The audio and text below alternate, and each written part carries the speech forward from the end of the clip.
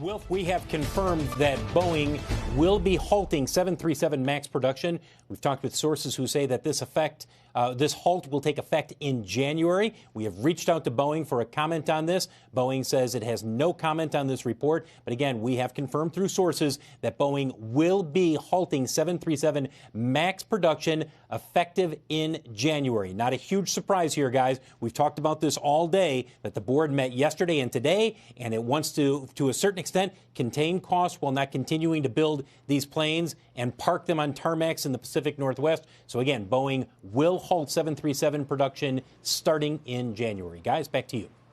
How much additional pressure does this put on the CEO, Phil? It puts more.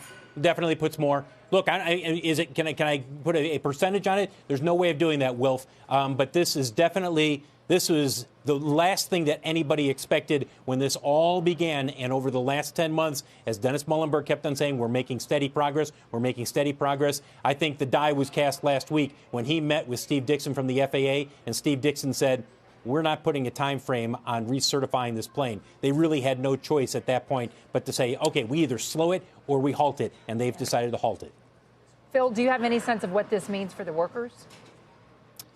Unclear at this point. There's about 12,000 workers out there. Now, Boeing has said that they would like to, if they ever halt production, they'd like to reallocate as many of those workers as possible, either to the plant in Everett or to other Boeing facilities.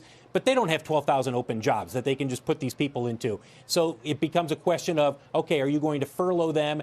Is it 45 days? Is it 60 days? How does that work out with the machinist contract that they have? So those are the details that still need to come out.